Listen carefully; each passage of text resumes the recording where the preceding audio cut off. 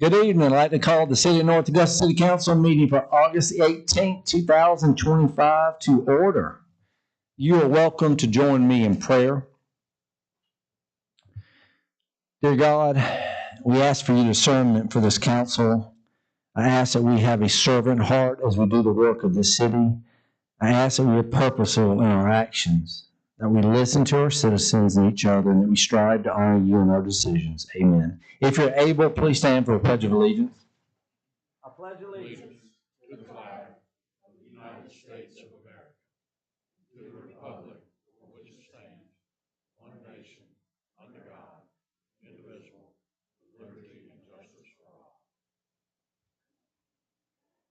all. Okay, roll call, starting from my left. John Felak, Robert Freitas, Pat Carpenter, Britton Williams, Kevin Toole, David Buck, Dennis Biotico. Okay. Item 4, approval of minutes. Are there any corrections, deletions, or additions to the regular city council meeting minutes of August 4th, 2025, or the study session minutes of August the 11th, 2025? Okay, hearing none, they stand approved as distributed. Thank you. Okay, we got 2 proclamations. The first one I'm going to read here from the dais, and it is for direct support professionals. And just to let council know, in the past, Tri-Development Center has sent a lot of their employees who are their support specialists here for us to read the proclamation to them. But instead, and Pat, you remember you and David, we did this last year. So on September the 11th at 10 o'clock, we'll be going, if you're able to go to Tri-Development Center, and we'll actually read the official proclamation to those folks and spend some time with everybody at Tri-Development Center. So we had a great time last time. So anyway, that, and Jamie will be sending an email out. But anyway, I am going to read the proclamation from the dais so we can have it in the record. Although we will be reading it actually to them on the Tri-Development Center and giving the actual proclamation on September 11th. Whereas direct support professionals, including direct care workers, personal assistants, personal attendants, in-home support workers, and paraprofessionals are key to providing publicly funded long-term support and services for millions of individuals with disabilities. And whereas direct support professionals arrive for work every day ready to do all they can to ensure the health and safety of people with intellectual and developmental disabilities and autism, providing essential support that ensures all individuals are included as a valued part of their community, supported at home, at work, and in their communities, empowered to live with dignity that all people deserve.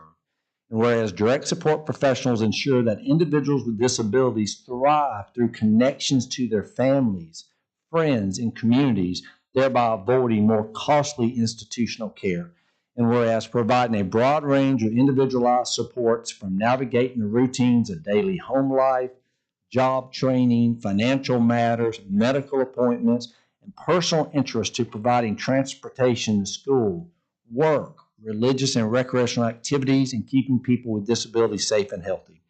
Direct support professionals must build close, respectful, and trusting relationships with people they serve to empower them to fully participate in their communities. And whereas increased awareness and recognition of direct support professionals can help alleviate the critical and growing shortage of these important healthcare workers in the Palmetto State.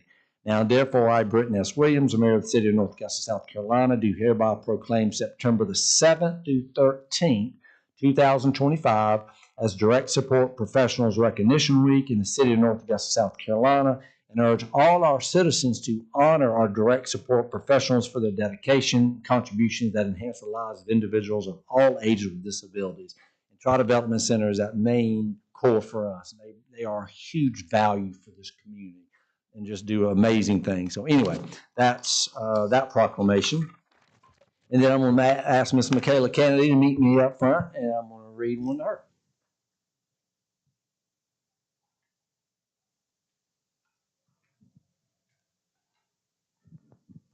It's not your personal proclamation, but just kidding.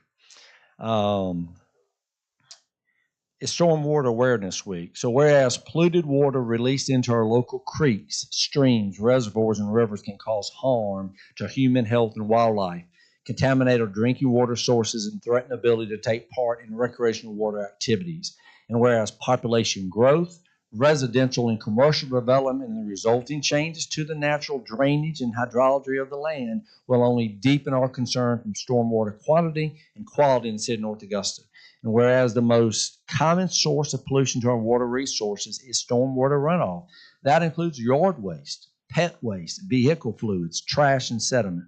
And whereas these impacts cannot be entirely avoided or eliminated, but can be reduced with the use of education, outreach, and change in everyday pollution prevention practices. And whereas our stormwater management team, which Michaela represents so well, is equipped to aid in the development and implementation of effective education and outreach programs in connection with other municipalities and organizations within the CSRA that will meet state and federal stormwater pollution control requirements. Whereas this need arises from regulatory requirements, but also from the local community members, residents of our city, and local stakeholders and decision makers that will benefit from a greater awareness of the cumulative impacts our decisions make at home, at work, at school, and through local policy affect the quality of the Savannah River and our local resources. And whereas the year 2025 marks the 4th annual Stormwater Awareness Week, which the City of North Augusta sponsors, and now, therefore, I, Britton S. Williams, the Mayor of the City of North Augusta, South Carolina, do hereby proclaim the week of September 22nd through September the 26th, 2025, as Stormwater Awareness Week in the City of North Augusta, and urge all citizens to pay tribute to water resources and to recognize the impact we can have to protect and preserve the water quality of our creeks, streams, reservoirs, and rivers, and the quality of life water brings to our cities. Michaela does so much with our young people and hosts a lot of different events down at Brick Pond Park, and you just do an incredible job and represent the city very well. So I know we're continuing to put a lot on you recently, but you're stepping up. We're proud of you. But really thank you for what this department is doing, because you are having to make positive impacts and work with developers and manage the wishes of both sides of the table. And y'all are doing a great job. So we're very thankful. Let's give a round of applause.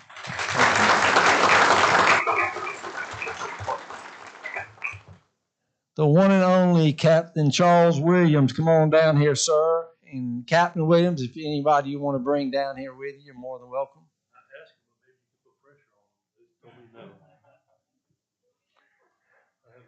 You got a beautiful pink outfit on. You know, I'll tell you, I feel so safe with all y'all up here, but man, y'all are intimidating. All right, and council, why don't y'all come stand up behind? Because we definitely want you to be able to let him go through the gauntlet of shaking all y'all as well. All right. Today we honor Captain Charles Williams for his 42 years of dedicated service to the citizens of North Augusta and the men and women of North Augusta Public Safety. And you need to make sure you win just a few more days over than David Griffin did. Captain Williams began his career in 1983 as a public safety officer. Captain Williams utilized his previous knowledge gained as a volunteer firefighter and as an EMT to enhance his abilities as a PSO.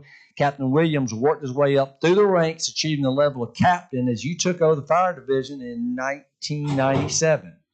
He has served as a captain over fire and training for the last 28 years. Under his leadership, the fire division of public safety has continued to adapt and grow over the years as the city has grown around it. Captain Williams was instrumental in the construction of Station 3 in 2015. You also oversaw the construction of Station 1 on Marktown Road. And, of course, the latest project you had a lot of involvement, took the lead on, was the new public safety headquarters on Georgia Avenue. And this is big here. Under Captain Williams' leadership, was responsible for keeping our ISO rating lowered to a 2, and that's coordinated and maintaining that rating, which is very important. He's also continued to serve the city over the years by being dependable and willing to sacrifice his personal time to answer the call when fires have rang out. And public safety will miss his leadership and guidance within the fire division. I mean, you got to think about it. 42 years for you, 42 years for Sergeant Griffin. I mean, 84 years, we're losing a heck of a lot of experience. But, Captain Williams, what you've been able to do is you have built a pipeline, a young talent, you train folks, and we've got young folks who, where you were 28 years ago, they're going to have to step for what you and Sergeant Griffin have done. But we want to thank you for your service. Thank you for your dedication to the city, for our citizens. You 100% put yourself in the front line for doing what's best for the city of North Augusta in your roles, and we are hold you just tremendous, and we thank you. We're gonna miss you. I know you're gonna have enjoy a little bit of vacation time now, but you've been a model of exemplary service, so we're very thankful. And I've got a plaque here I want to give you. It says, North Augusta, South Carolina's Reverend Charles H. Williams, Jr., in appreciation for your dedicated service, October the 12th, 1983 to September the 15th, 2025. So we're going to keep you around. We're going to keep working you. You don't get to really start till September 15th, okay? From Mayor and City Council, City of North Augusta, I'm going to give that to you. So again, thank you for everything. And I'm going to let you say something the best you can. Yep, I'll talk as long as I can, which probably won't be long. But first, the city has taken care of me through my time here, and I certainly appreciate it. I would like to thank my family for putting up with all the stuff they had to put up with while I was working. But the reason I'm here is for all the people standing and boys and girls back there for 42 years. That's what makes public safety work. And public safety has a great future with Chief Johnson, and they'll be fine. Well, we thank you for everything, and let's give him a round of applause.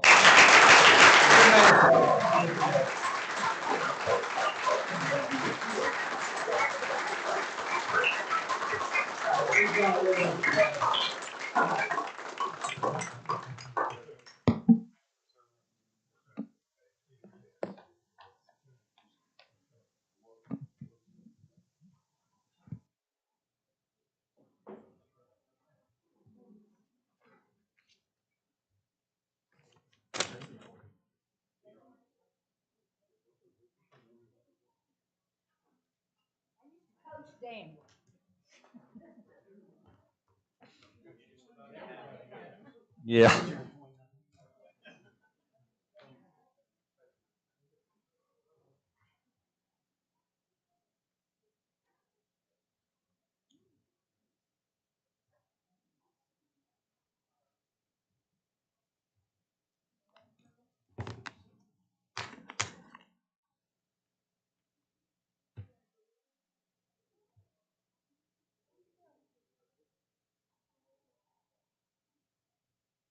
Kelly, you still hold the title, brother. Okay, we're going to move right into old business. Bear with me here. Item 7, Planning and Development, ordinance number 2025-12, amending Article 9, Signs of the North Augusta Development Code, Chapter 18, City of North Augusta, South Carolina Code of Ordinances, is second reading. Do I have a motion to approve this ordinance on second reading? All right, Ms. Carpenter, is there a second? I'll second. All right, that's Mr. Buck. Thank you, sir. We kind of dragged this out here for a while with study sessions and our second read now. Anything you want to share about update, Ms. Clifford? Mr. Mayor and Council, just as a reminder, because you're right, this has been talked about over several months. This originated on May 21st with the Planning Commission. They requested the Planning Director, Tommy Paradise, move forward with a draft amendment in the Development Code to remove neon tubing from downtown mixed use 1 and downtown mixed use 2, and presented to the for a public hearing to the Planning Commission. It then came here to the City Council. You all discussed it in study session and also passed a first reading the ordinance. So it does allow for externally illuminated signs within Development Code Section 9.6.3.2.c, but does not allow for neon signs per se. So that's what's before you here. This allows for some signage that has been requested in the downtown Riverside Village corridor, and the staff had recommended you move forward with this, and the City Council has had a successful first vote on this ordinance. Very good. Are there any citizen comments? All right, any council discussion? All right, here now, I'm going to ask for a vote. All in favor? And that is unanimous. Very good, thank you. Okay.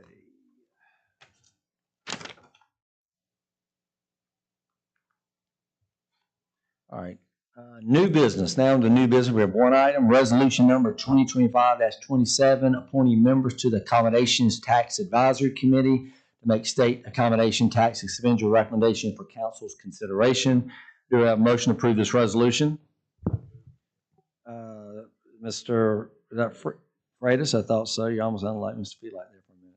Is there a second? Second. All right. Mr. Tills. Okay. Anything you want to share about this, Mr. Clifford? No, Mr. Mayor, other than the fact that the rules associated with accommodations tax, A-tax, are set by the state of South Carolina. They're not locally prescribed.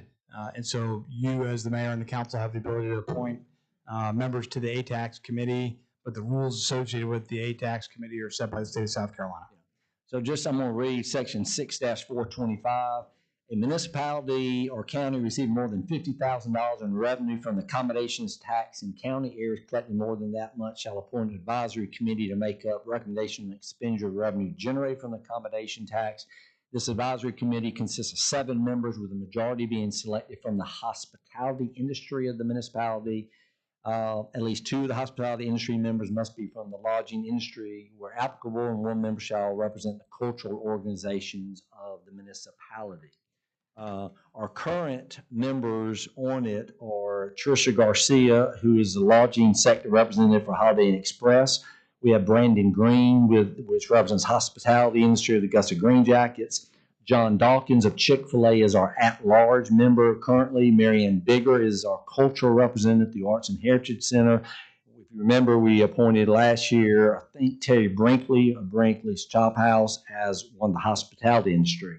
We have 2 openings, one because Councilman John Felak, who chaired this, stepped off when he ran for city council and was successful. So we are going to, I'm nominating Julie McNeely. She owns the McNeely's Place, which is in the heart of downtown Georgia Avenue, opened in March 2022, and it's just good cooking.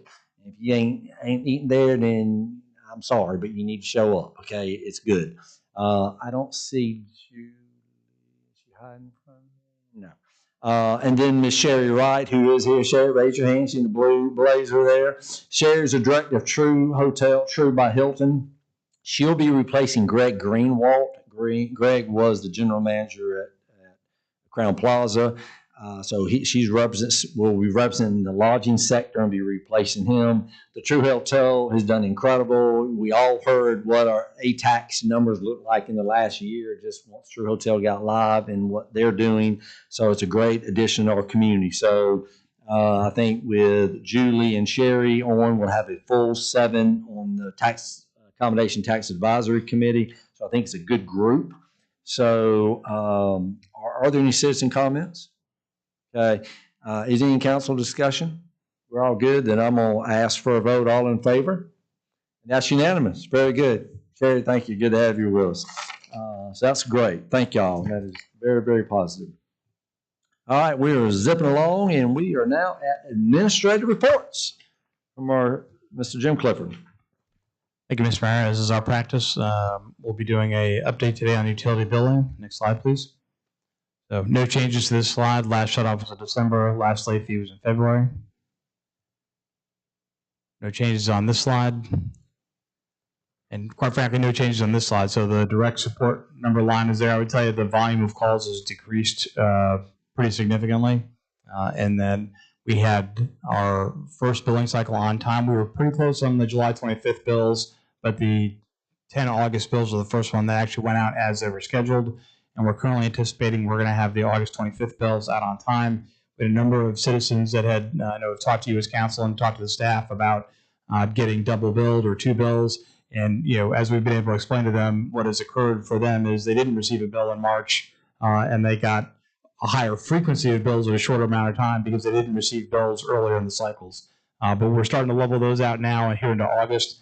And so we anticipate we're going to have our August 25th bills out on time. We should be back to normal billing cycle this month. I'd like to let that burn in for at least 30 days through the September cycle before we start talking about having a dialogue about late fees or shutoffs. But I think it's incumbent upon us as a staff to make sure we're straight on our items first before we put that load on any of our citizens. So again, just as a calendar view, that's the date that the bills went out. So the 29th was the date. So those went out approximately 5 days late. The August 10th bills actually went on time. So as per our normal cycle, if the billing cycle is over a weekend, it goes out on that Friday before.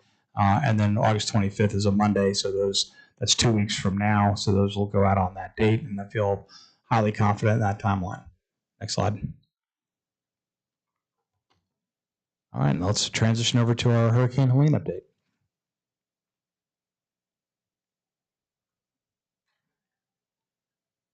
So it's been a while since we've all gotten together and talked about the hurricane response. So a couple of things, I was out there on the debris site, the final debris site yesterday. So they still have some remaining items out there as far as tub grinders, but as far as the debris itself has been removed to the city's satisfaction. So all debris sites have been cleared. Our other contractors have completed the stormwater detention pond maintenance. So that's basically removing storm damage that was into the detention ponds. We also believe we've completed the work on the fencing repairs. Tom Zeser and his crew are going to do a inspection this week to make sure that the work has been done to our standard. SCDOT has removed the vast majority of the remaining stumps. I think they've only got one on their list. And I think we're down to 6 on the city list that's out there, but that's what we're shooting for. And ultimately, we were able to get a FEMA and SEMD extension through the 29th of September, which allows us to pay overtime for our city employees that are basically working Fridays and Saturdays to do residual cleanup in the rights of way. So that's stumps primarily, although there's some other areas they're going to get after. And James, as you know, reported last week that they believe they fully caught up on their yard waste route. So Wednesday was the hardest route to get caught up on, but they found they were able to get there. At least that's how they're reporting it to us. So that's where we're sitting at today. Next slide. And there's still a lot to do, but a lot of this will not really be visible to you as the council or to our citizens that are doing things. But one of the things that will be noticeable is the ongoing work the city crews are doing to return the soccer complex parking area. So when you first go down there out of the soccer complex, you hook a left, it's really just dirt parking lots. The upper portion of that lot has been unavailable based on using that as a debris site. And so they're leveling that again and putting some crush and run down to make that more usable for parents and folks that are soccer players to do that. They've always been able to use the lower lot, but the upper lot was off limits. That's my hope, Councilwoman. I think we'll be done well before then. We also have the demolition of the Country Club tennis building, so there's still some residual work associated with that. We were not able to get FEMA reimbursement for that facility because that facility was not in use at the time of the hurricane. So if the tennis building had been active and we had people in there and it was a Parks and Rec active facility, we would have potentially been reimbursed. But because it was an empty building and not in particularly great shape, that was not eligible for FEMA reimbursement. We also have to complete the demolition of the Mud End Field Park Pavilion structure, which really just is the last remaining wall. The rest of the structure has been taken down and removed. The only reason the wall is still there is because there's electrical associated with that, and we have to move that electrical before we can take that wall down. That will probably be several months before that's 100% done on that site. We still have to remove the remaining stumps on city-owned streets. I believe that will be done by the second week of September, based on our current glide path. We also have to reconcile payments to contractors. That will be happening behind the scenes with finance. We're still getting invoices and billing from both Tetra Tech and Southern Disaster Recovery for work there, plus with the fencing contractor who's just finishing their work this week. We'll also have to get a bill from them. So I would imagine that the reconciliation will probably occur over the next 60 days, if not longer, depending on the billing cycles of the companies that we're working with. We're going to continue to work with the Living History Park, and that's a joint effort with Parks and Rec, Finance Administration, to be able to work that. That takes a while, and one of the reasons is because Living History Park, when they have their own money and they do their own things, can just choose a vendor or preferred vendor at will and go to market and go do that. But because this is FEMA reimbursement money and insurance money, they have to follow the city procurement code, which means that either they have to buy things off a cooperative purchasing agreement or they have to go out for the 3-bid requirement through the city's website. So that has slowed the overall work down at the Living History Park, but we'd rather make sure that we get full reimbursement as opposed to have, outlays of hundreds of thousands of dollars that are not going to be reimbursed. So we're just going to take our time and make sure that's done appropriately. And we're also going to have Public Works is going to be ongoing with the NRCS grant. That's broken down into many components. So the first component that you saw visibly was the ponds over here at the River Club, because a lot of sediment went in there. And so ultimately that was completed recently. And the next project that's ongoing is the remediation over there at the Flamin' Willowwick Apartments there by Exit 1.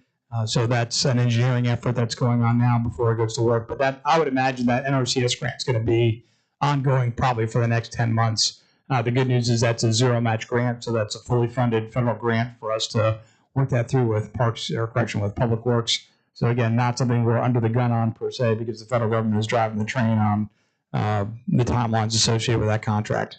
I think the other thing we're planning on doing now is we go through long-term planning for our next event is to start looking at having a separate debris contract.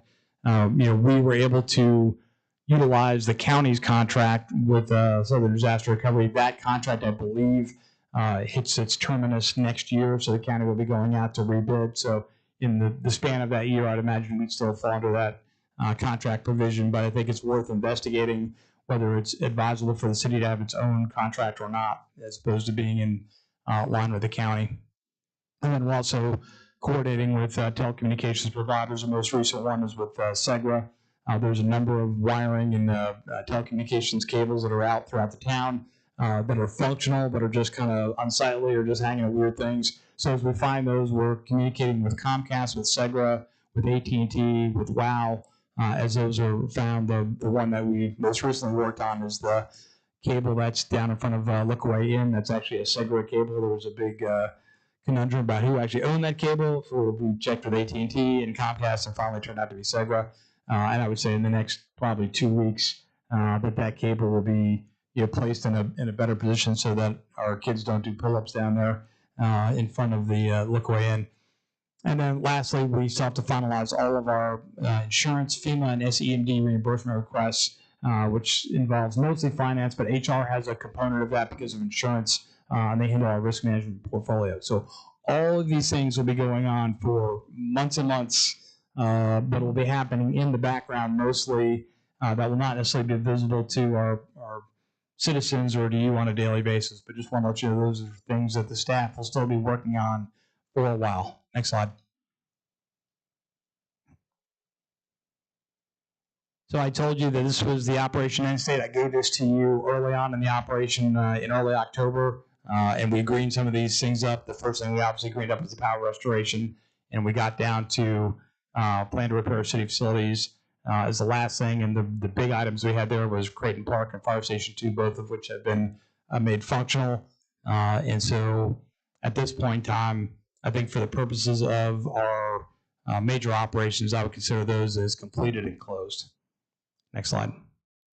So with that, what I'd like to request from council is the ability to discontinue the further monthly Hurricane Helene updates because I believe we've gotten to a point now where this operation is not in the public eye anymore. Though again, there's still work to be done, and I'm accountable to you all, and you'll see that through our financial accounting, how we're doing. But ultimately, I don't think this needs to be presented on a monthly basis to the council anymore, but I am subject to your guidance on that topic.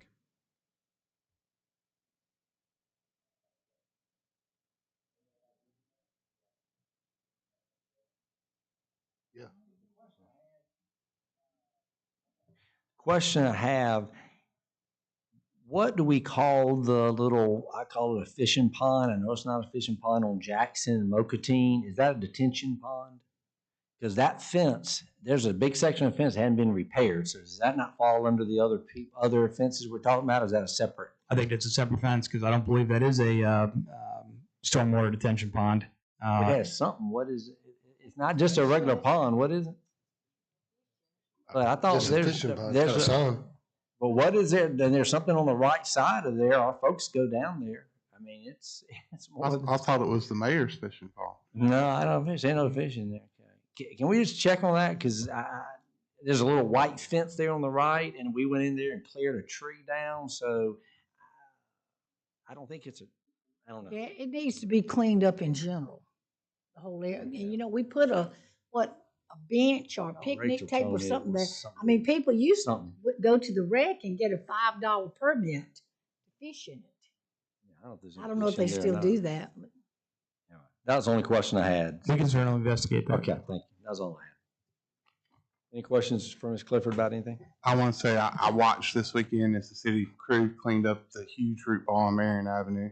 I'm thankful to the city administration for organizing that, and I watched that city crew tackle something that the state couldn't do. I watched the state equipment try to pick up on it, and the equipment raised up.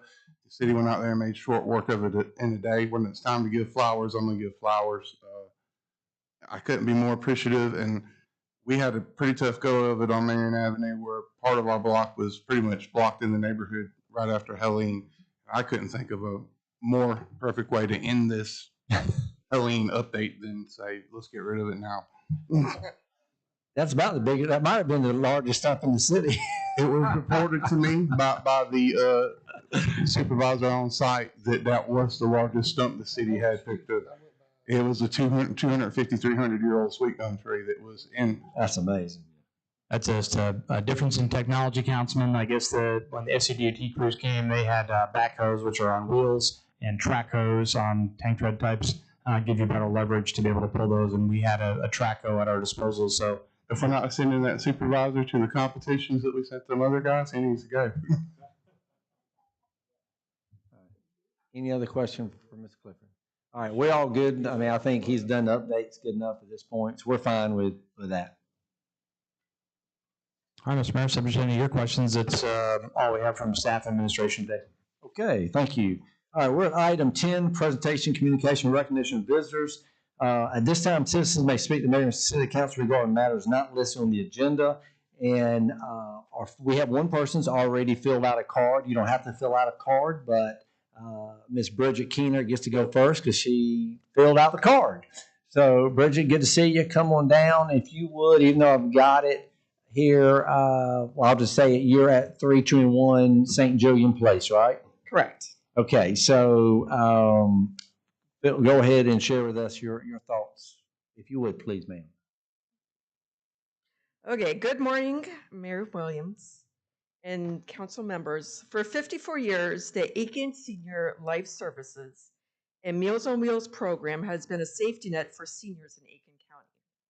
Every weekday, over 200 of our neighbors, half of which are right here in North Augusta, depend on a single hot meal and a wellness check.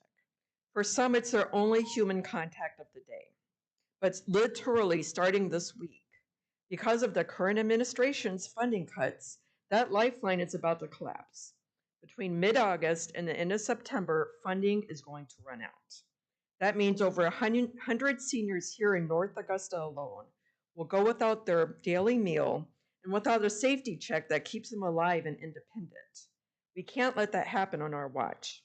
Aiken Senior Life Services has done everything it can, applying for grants, asking for donations, and even cutting back costs.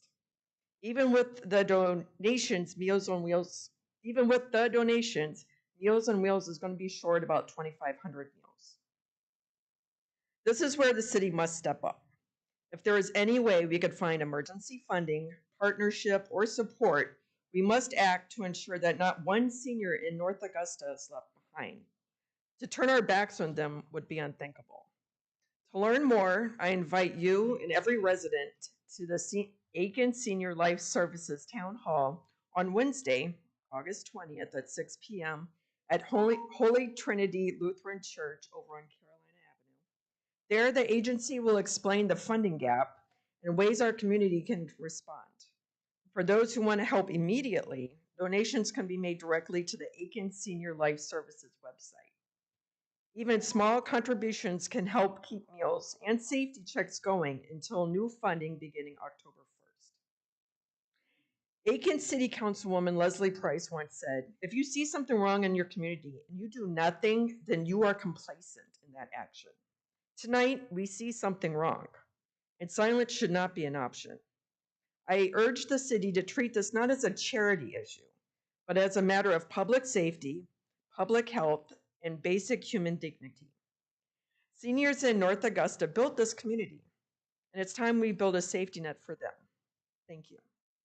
Thank you, Bridget. Appreciate it. Thank you May I very much. say something? Oh, Yeah. go ahead. I got a couple of things. So my mom gets Meals on Wheels, and I'm very, very passionate about this. So being 2,500 meals short, how much money is that? It raised 21,000. So 21 grand, 24,000 short 24,000 short. for the next 6 weeks. So it's basically almost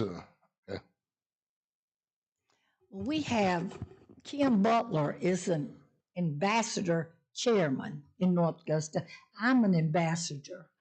And so if you go to Kim Butler's post and Facebook, it's Kim Yarborough Butler. She has that people can donate online $100, $50.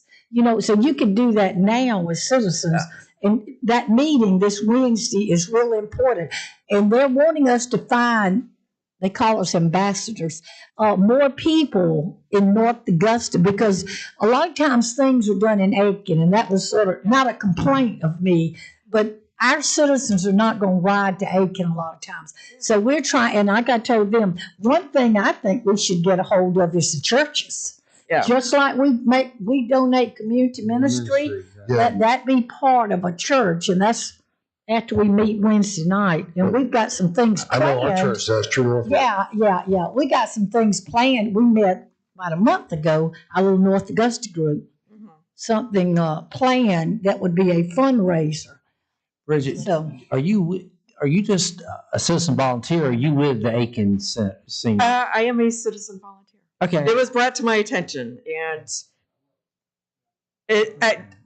so I'm on the Aiken County Democratic Board, Democratic Party Board, and one of our fellow board members works with the Aiken Senior Life Services, and she was like, "Folks, we got a problem," and so we kind of rallied and was like, "What can we do?" And I volunteered to come here and talk, and we got Dennis. So tell me what is the objective on Wednesday night?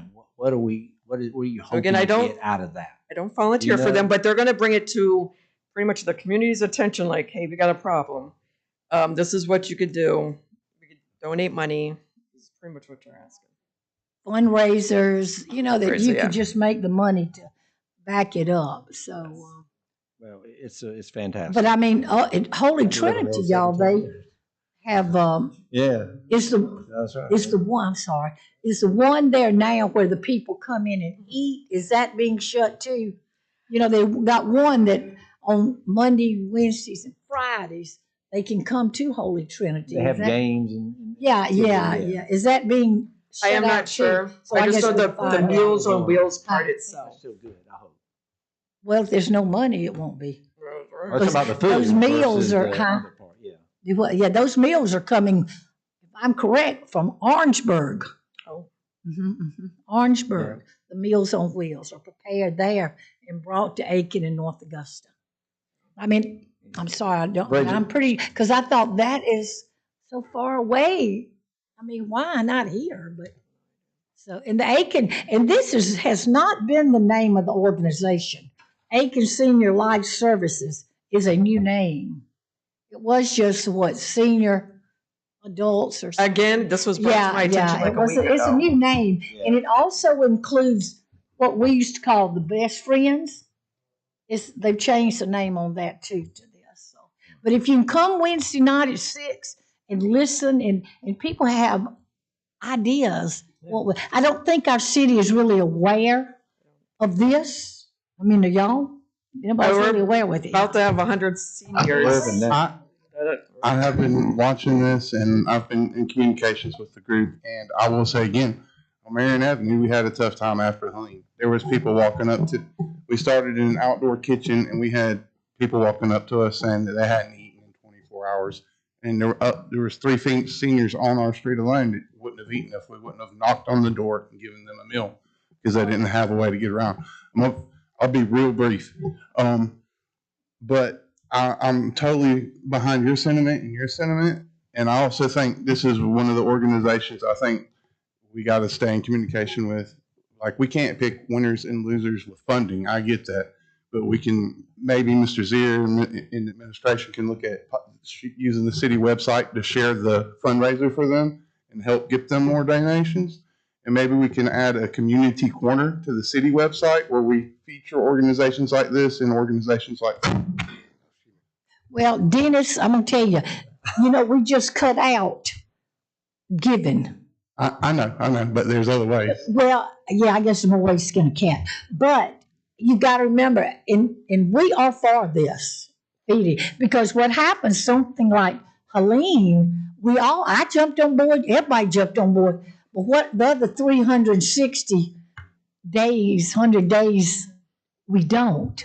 We forget that. So, yes, now, like I said, I think if we give to this, you got to give to that. Well, we're I not, can yeah, use- well, but let's no, not get we're not all going to go But, that. you But know, I the just, bottom line is, yeah. Bridget, thank you. You're- Appreciate you caring. The bottom line, we're gonna We'll have be there 100 Wednesday, seniors I'll be- that are not gonna be having people check on them, which I think is another problem. Much Real less quick. being fed. One more thing, I want to Bridget. meet Amy too. Yes, sir. What about possibly getting WAFJ involved? One more time. Getting WAFJ involved, the radio station, the Christian radio station. I know I know Amy, some people there. Maybe I can reach out. who is the executive director. She can't be here tonight because she's with Channel 6 doing an interview with them. I know we're hooking her up with the churches and some radio stations. So yeah. All right. Thank you much. Thank you. Appreciate it. You did good. Great job. Any other citizens have anything they want to share with us? Okay. Yes, come on down. Now, because you can, I don't know, just state, you got to set your name and address for the record, please. Okay. I'm Jackie Selden. I Yep. live at 2112 Gregory Lake Road in North Augusta. And y'all are probably aware that AT&T is installing this high-speed network situation. And I can't find out when they plan to be done with this project. I've called, and I had a big hole in my yard for 2 weeks after the work was supposedly done. So I made about 10 phone calls because I got the contractor's name and I bugged him. What's your address, Jackie? 2112 Gregory Lake Road. 2112 Mm-hmm. Gregory Lake. Okay. It's about in the middle of Gregory Lake Road, between Five Notch and Martintown Road. Normally in the past, when they've done that, they let us know, hey, remember when they were doing a couple summers ago, they were doing Stanton. And they would let us know because Tom Zeeser would mention something to us about it. So we can look into it. Yeah, I didn't know if they had a completion date, and we're just kind of. We'll look into it. If you don't mind, get Jamie your cell number so Okay. we can reach out to you once we find out. Okay. But we'll find out. Thank you, Okay, Jackie. thank you. And I'm Appreciate it. also president of the Lions Club, and I wanted to let everyone know that we have a bingo. date. We have a date for the Christmas parade. Yay. December 7th at 3 p.m. And the theme this year is the best Christmas ever, whatever that means to you. Snow, your favorite toy. Whatever it is. Thank you, Jackie. Anybody else? Okay. All right. I've got a number of things I want to end with. Some positive updates, but anything for the good of the order? Anybody got anything good of the order? Okay. Good. Okay. Let's see. So, discontinuation from public safety, just let you know, some folks, Lieutenant Holtman completed field training officer manager training at his Criminal Justice Academy. Sergeant Bone completed principles of supervision at South Carolina Criminal Justice Academy this week. PSO Drayton completed traffic collision investigation phase 3 at the Criminal Justice Academy. Chief Public Safety hosted the South Carolina Firefighter Association Leadership Institute, which was fantastic. Chief Johnson, you and Corporal Tripp conducted a presentation to students at Aiken County Career Center, which is fantastic. Brick Pond Park Boardwalk, Engineering Public Works have found structural damage below the water line on the boardwalk. It will be closed until further notice on that. Starting August the 21st through December the 8th, free trolley rides. I know you're excited about that, Pat. Will be available. They'll kick off this Thursday at Third Thursday, and then every Friday, 4 to 10, and then Saturday, 11 to 10, and for ball games. We've got a lot starting September 13th. It's going to be the next concert. It'll be 7 Summers. It's a Morgan Whalen. Is it Wallen or Whalen? Wallen tribute band. So all that's on ENA Explore North Augusta. Let's Let's see. Oh, for citizens, this is, and I should have known this. We are conducting wastewater main and manhole rehabilitation at Crestline, Lyndhurst, and Somerville subdivision. And I did have a citizen reach out to me about some yellow water. And this was posted April the 14th on our website.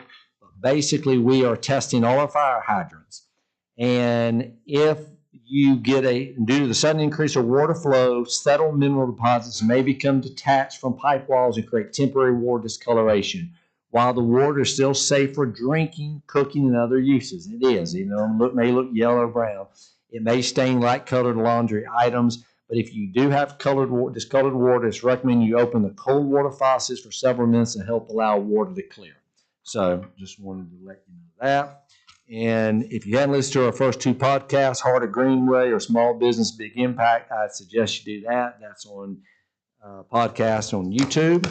And thank you. Great turnout. It's good to see all you folks up here. These three gentlemen right here, y'all behaved very well tonight. Always great to have you here. We also have a couple of beautiful ladies up there with Miss Belton and Tabitha. All y'all, thank y'all for being here. And y'all have a good evening. God bless. We're 10 adjourned.